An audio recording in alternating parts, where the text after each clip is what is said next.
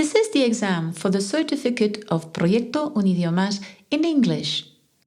Level B2. Write your answers in the booklet. You will have 5 minutes at the end of the test to check your answers. Part A. You will hear 5 short conversations or extracts. For questions 1 to 5, choose the correct answer A, B, or C. You will hear each recording twice.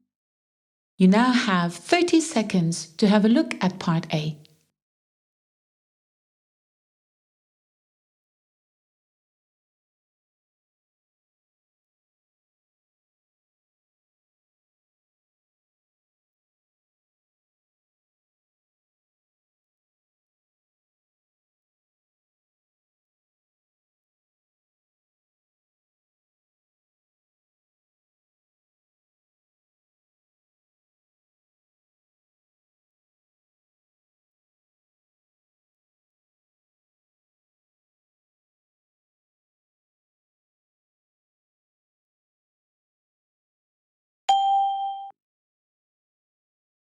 Extract 1.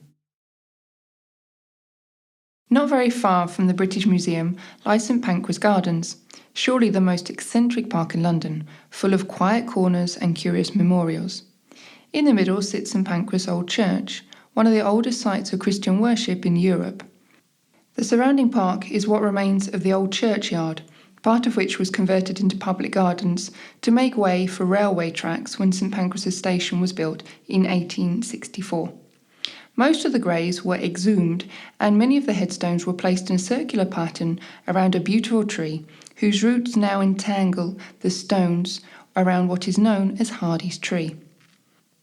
Among the graves that were left after building the station, you can find those of William Godwin and Mary Wollstonecraft, and the monument designed by St John Soane.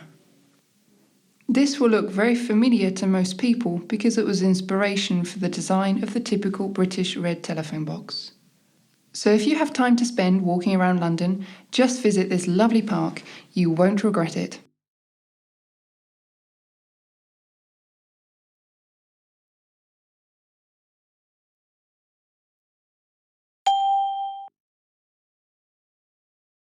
Extract 2. All the energy we need in a year is the equivalent to the solar energy which falls on the Earth's surface in 20 minutes. In order to continue the battle against global warming and our growing energy use, exploiting this natural resource becomes one, if not the only, solution. We can employ the sun's energy directly for domestic space and water heating, or a proportion of its energy can be converted into electricity using photovoltaic technology.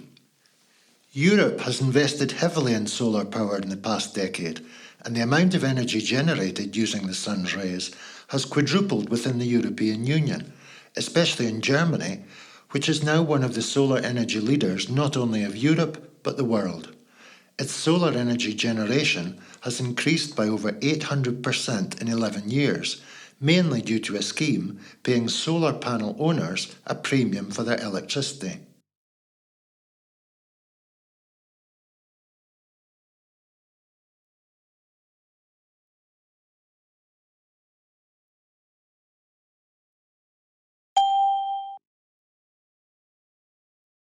Extract 3. The tennis tournament at the London 2012 Olympic Games will be held on the grass courts of Wimbledon.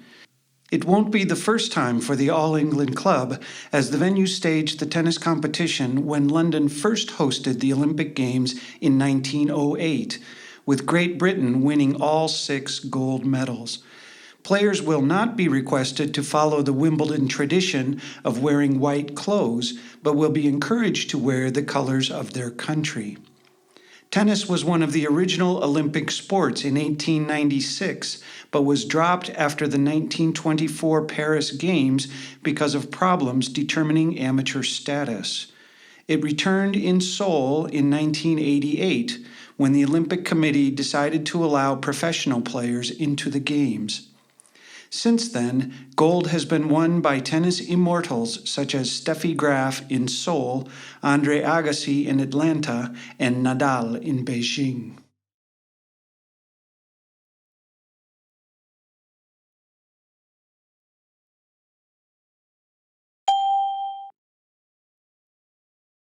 Extract 4. One person suffered major injuries after a car smashed into two businesses in Horsham, West Sussex. The driver of a Vauxhall Mariva left the scene after crashing into Cafe Express and Boots on East Main Street. According to witnesses, the car was travelling at over 100 miles per hour. All of a sudden, I saw this Vauxhall flying down Main Street doing at least 110, witness Kevin Spacey said. And the thing is that before the cops got here, there was no driver in the car, just the passenger. So the passenger got taken to hospital. Nobody can really determine where the driver is, but in my opinion, I believe the car was going way too fast for that driver to get out safely. So he has to be around here somewhere, Spacey said. Firefighters rescued the passenger from the vehicle and he was transported to Horsham Hospital with major injuries.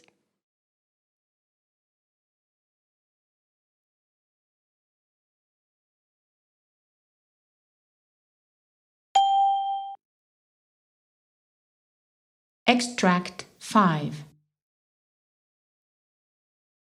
For the moment, New Yorkers don't have to worry about not having enough drinking water because the abundant rainfall last winter refilled reservoirs and made a 2-year drought disappear. But the May 15th blackout provided a short-lived reminder of how critical the delivery system is when residents in parts of Connecticut were forced to boil their water to make sure it wouldn't make them sick. Access to clean water is shaping up as one of the top environmental concerns of the 21st century. This is because of increasing demand due to population growth. There are nearly 7 billion people on Earth. Furthermore, climate change is expected to increase the pressure by disrupting snowfall and melt patterns, which people have relied on for centuries.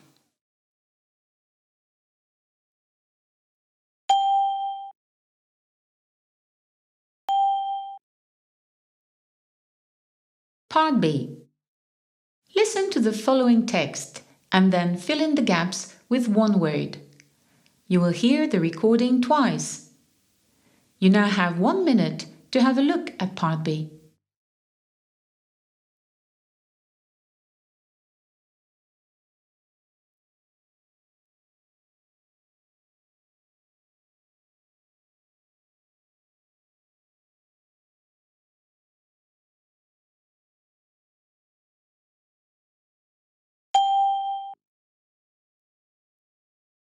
For the ordinary millionaire, the problem with the world these days is that it's just too small. After all, what's the point of having so much money if you have to share your personal space with millionaires and opportunists who have travelled to both poles? Even Cosmos will soon be too crowded. This is presumably why Richard Branson now proposes to explore the depths of the Pacific with his new company, Virgin Ocean.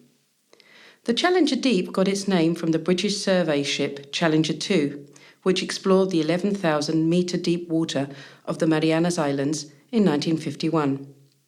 If you could cut Mount Everest off at sea level and put it on the ocean bottom, there would still be over 2 kilometres of water over the top of it. Over the past few decades, scientists have sent down unmanned submersibles to photograph the seabed, discovering new types of deep water species. Very interesting indeed, but not so interesting as to make any country think it worthwhile mounting a manned expedition. Branson is not the only one interested in exploring the depth of the ocean.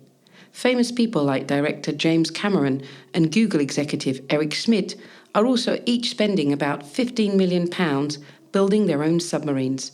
So advanced in their engineering, they can not only descend into one of the most unknown places on our planet, but also fly around it. So what's in it for the daring wealthy? Apart from exclusivity, for Cameron and Schmidt, the answer appears to be the thirst for knowledge. For Branson, it's cash.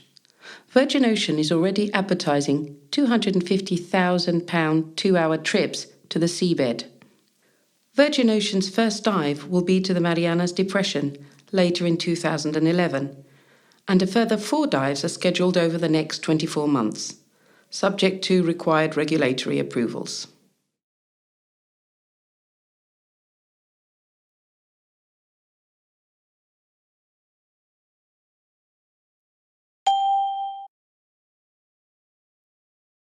Part C.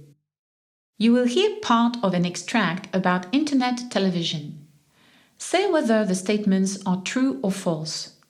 Mark T for true and F for false. You will hear the recording twice. You now have 1 minute to have a look at Part C.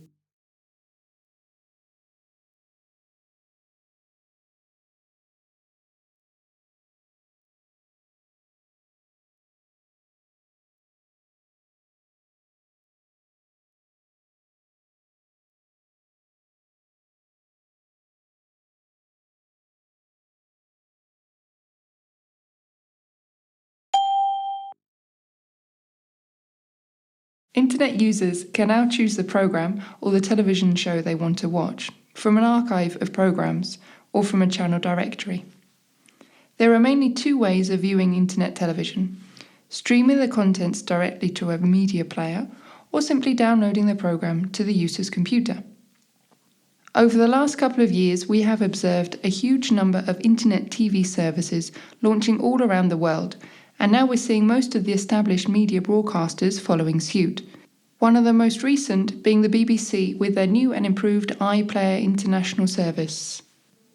Launched on Thursday, 28th of July, the international version of the BBC's on-demand service is now available in most European countries, and it's intended to make the service available in the USA before the end of the summer. It offers archived BBC material and the programmes that have been aired on the BBC in the last 7 days. This is unlike the UK version, which offers a 7-day catch-up, access to the 10 BBC channels and access to the BBC radio. The UK version only streams over Wi-Fi, while the international version can be streamed via Wi-Fi and 3G. As for why the global iPlayer is different from the one enjoyed in the UK, the answer is simple. BBC TV productions are paid for by the UK television licence fee and rights agreements with third parties. Therefore, most BBC programmes cannot be accessed overseas, and only a limited number of them, that have no such copyright restrictions, can be broadcasted. Among the content included, we can enjoy shows like Pride and Prejudice, Fawlty Towers, Only Fools and Horses, EastEnders, Panorama, and The Story of the Royal Family. Apart from these, around 100 hours of new contents will be added every month. At present, Global iPlayer is only available on iPad. However, the BBC expects that it will be available on iPhones before the end of the year. The broadcast won't be free as it is in the UK, and viewers can choose to pay €6.99 per month or €49.99 for an annual subscription.